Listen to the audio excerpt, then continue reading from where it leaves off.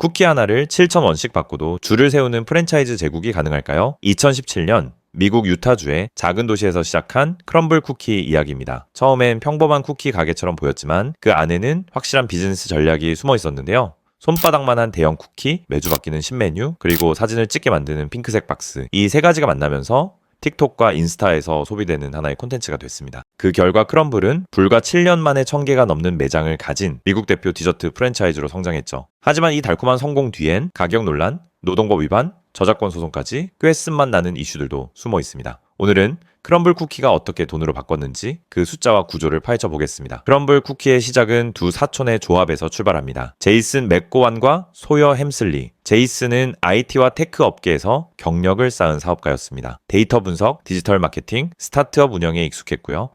무엇이 팔릴지 감으로만 판단하지 않았습니다. 반면 소여 햄슬리는 브랜딩과 비주얼을 만들어내는 감각이 뛰어났습니다. 그는 쿠키가 단순히 맛있기만 해서는 부족하다고 봤는데요. 상자를 여는 순간 감탄이 나와야 하고 사진을 찍고 싶어야 하며 SNS에서 한눈에 알아볼 수 있어야 한다라고 생각했죠. 그래서 두 사람은 완벽한 초콜릿칩 쿠키를 만들기 위해 수천 번의 테스트를 반복했습니다.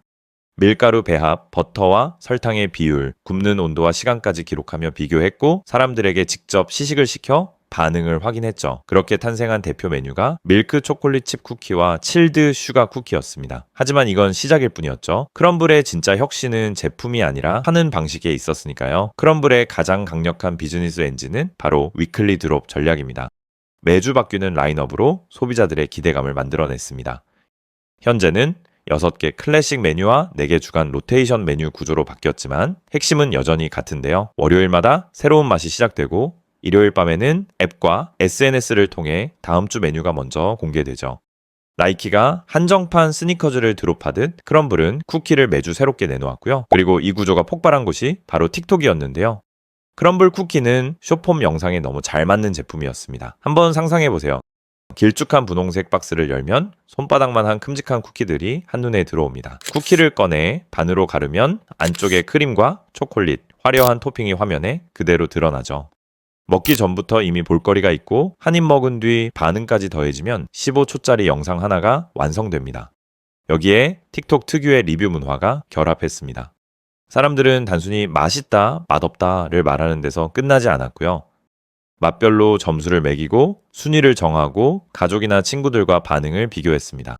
보통 음식 브랜드는 신메뉴를 알리기 위해 광고비를 씁니다. 하지만 크럼블은 소비자들이 직접 신메뉴를 설명하고 평가하고 퍼뜨리는 구조를 만들었습니다. 누군가 올린 영상이 알고리즘을 타면 그 영상을 본 사람은 나도 한번 먹어보고 싶다는 생각을 하게 되고요. 그리고 매장에 가서 쿠키를 산 뒤 다시 자신의 영상을 올립니다. 이렇게 크럼블은 광고를 일방적으로 보여주는 브랜드가 아니라 소비자의 반응을 계속 콘텐츠로 바꾸는 브랜드가 됐습니다. 특히 10대와 젊은 소비자들에게 크럼블은 단순히 쿠키를 사 먹는 경험을 넘어 이번 주 유행에 참여하는 하나의 놀이처럼 소비됐죠. 그리고 이 경험은 곧 빠른 프랜차이즈 확장으로 이어졌는데요. 하지만 이 화려한 성장 뒤에는 점주들이 감당해야 할 묵직한 부담도 깔려 있습니다. 그 부담은 결국 숫자에서 드러납니다.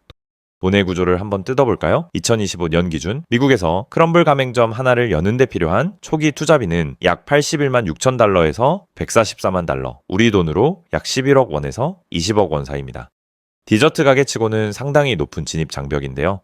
여기에 점주는 매출의 8%를 로열티로 내고 별도의 마케팅 펀드 비용도 부담해야 합니다. 물론 매출만 보면은 매력적입니다. 2025년 FDD 기준 보도에 따르면 크럼블 매장의 평균 연매출은 130만 달러를 넘는 수준으로 나타났습니다. 다만 이건 어디까지나 평균값입니다. 잘 되는 매장은 크게 벌지만 안 되는 매장은 같은 간판을 달고도 완전히 다른 결과를 보여주죠. 특히 매주 메뉴가 바뀐다는 건 점주 입장에서 운영 난이도를 높이는 요소가 됩니다. 새로운 맛이 나올 때마다 원재료를 준비하고 직원들이 레시피를 숙지해야 하고 수요 예측과 재고 관리도 계속 달라지기 때문입니다. 소비자에게는 매주 새로운 재미지만 점주에게는 매주 반복되는 운영 과제인 셈이죠. 크럼블은 겉으로 보면은 대박 프랜차이즈처럼 보이는데요. 하지만 속을 들여다보면 높은 초기 투자비와 고정비, 로열티와 마케팅 비용, 그리고 복잡한 메뉴 운영 부담까지 함께 견뎌야 하는 구조죠. 본사 입장에서는 쿠키를 직접 파는 것뿐 아니라 이 거대한 프랜차이즈 시스템을 통해 로열티와 브랜드 사용료를 반복적으로 가져가는 수익 모델을 만든 겁니다. 성공이 너무 빠르면 그만큼 그림자도 짙어집니다. 크럼블이 마주한 리스크들은 단순한 잡음이 아니라 프랜차이즈 브랜드의 신뢰와 직결되는 문제들이었는데요. 먼저 2022년 일부 가맹점에서 미성년자 노동법 위반 문제가 터졌습니다. 일부 청소년은 법이 허용한 시간보다 오래 일하거나 위험한 오븐과 기계 업무에 배치된 것으로 드러났습니다. 이에 따라 총 5만 7천 달러가 넘는 벌금이 부과됐죠. 같은 해에는 후발 브랜드와의 법적 분쟁도 있었습니다. 크럼블은 더티도우와 크레이브 쿠키 등을 상대로 로고, 포장, 매장 콘셉트가 비슷하다며 소송을 제기했는데요. 하지만 이 소송은 소셜미디어에서 쿠키 전쟁으로 번졌고 일부 소비자들 사이에서는 성공한 브랜드가 작은 경쟁사를 압박하는 것 아니냐는 비판도 나왔죠. 건강 논란도 이어졌습니다. 크럼블 쿠키는 크고 달고 화려합니다. 그게 인기의 이유였지만 동시에 부담이 되기도 했습니다. 공식 메뉴 기준으로도 일부 쿠키는 하나에 700에서 800칼로리대를 기록하고 일부 디저트는 900칼로리를 넘기도 합니다. 가격도 변수였는데요. 미국에서 크럼블 쿠키 한 개는 보통 $5 안팎에 팔리는데 큰 사이즈를 감안하더라도 쿠키 하나치고는 부담스럽다는 반응이 따라왔죠. 특히 2024년 호주에서는 정식 매장이 아닌 비공식 팝업이 미국에서 가져온 크럼블 쿠키를 비싼 가격에 판매하며 논란이 됐고요. 본사는 직접 해당 행사가 공식 팝업이 아니라고 해명해야 했습니다. 그리고 2025년엔 워너뮤직 그룹이 크럼블을 상대로 저작권 소송을 제기했죠. 크럼블이 틱톡과 인스타그램 홍보 영상에서 정식 라이선스 없이 음악을 사용했다는 주장인데요. 이 사건이 뼈아픈 이유는 분명합니다. 크럼블의 가장 큰 무기가 바로 SNS 바이럴이었기 때문입니다. 강점이었던 마케팅 방식이 동시에 법적 리스크로 돌아온 거죠. 결국 크럼블의 다음 과제는 더 많이 퍼지는 것이 아니라 커진 브랜드를 얼마나 안정적으로 관리하느냐에 달려 있습니다. 그렇다면 크럼블이 한국에 들어온다면 성공할 수 있을까요? 초반 반응은 꽤 강할 가능성이 있습니다. 한국은 이미 런던 베이글 뮤지엄, 노티드, 랜디스 도넛처럼 비주얼이 강한 디저트 브랜드에 익숙합니다. 줄 서서 먹는 디저트, 사진 찍고 싶은 포장, 한정 메뉴에 반응하는 소비 문화도 있죠. 여기서 흥미로운 비교 포인트가 있는데요. 바로 대전의 자부심, 성심당입니다. 성심당이 대전이라는 공간을 제한해 희소성을 만든다면 크럼블은 일주일이라는 시간을 제한해 희소성을 만듭니다. 이번 주에 먹지 않으면 다음 주에는 사라질지도 모른다는 구조죠. 이런 점에서 한국의 팝업 스토어 문화와 크럼블의 위클리 드롭 전략은 초반엔 꽤 잘 맞을 가능성이 있습니다. 핑크박스를 들고 인증샷을 찍고 이번 주 메뉴를 리뷰하는 흐름이 한국에서도 충분히 만들어질 수 있고요. 하지만 장벽도 분명합니다. 첫 번째는 입맛인데요.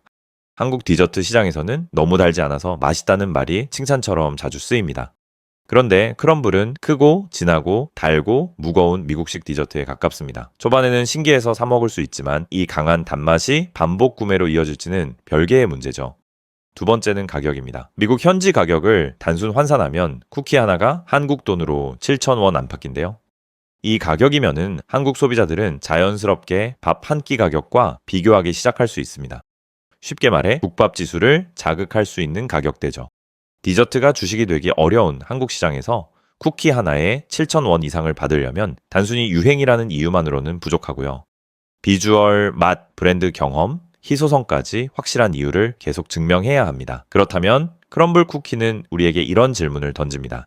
그들은 쿠키를 판 걸까요? 아니면 틱톡의 알고리즘을 판 걸까요? 제가 분석한 크럼블은 단순한 베이커리 회사가 아닙니다. 쿠키를 콘텐츠로 만들고 콘텐츠를 트래픽으로 바꾸고 그 트래픽을 가맹비와 로열티로 연결한 SNS 시대의 프랜차이즈 기업이라고 볼 수 있는데요. 실제로 크럼블은 이제 북미 쿠키 시장에서 무시하기 어려운 규모까지 커졌습니다. 2025년 기준으로 미국 50개 주와 캐나다, 푸에르토리코에 약 1,100개 매장을 운영하고 있고 북미 최대급 쿠키 체인으로 자리 잡았죠. 전 매장 매출 합계도 이미 10억 달러를 넘어선 수준입니다. 그리고 2025년엔 크럼블이 약 20억 달러 규모의 기업 가치로 매각을 검토하고 있다는 보도까지 나왔습니다. 투자자들이 본 것은 단순한 쿠키 레시피만이 아니었을 겁니다. 매주 새로운 메뉴로 관심을 만들고 그 관심을 매장 방문과 가맹 확장으로 연결하는 시스템 자체가 매력적으로 보였던 것이죠. 이제 크럼블의 과제는 화려한 비주얼 뒤에 얼마나 단단한 내실을 채우느냐에 달려 있습니다. 여러분은 크럼블 쿠키의 미래를 어떻게 보시나요? 한국에 들어오면 무조건 대박일까요? 아니면 핑크박스 인증샷 이후 금방 식어버릴까요? 댓글로 여러분의 생각을 자유롭게 남겨주세요. 오늘 영상이 흥미로우셨다면 구독과 좋아요, 알림 설정도 부탁드립니다. 시청해 주셔서 감사합니다.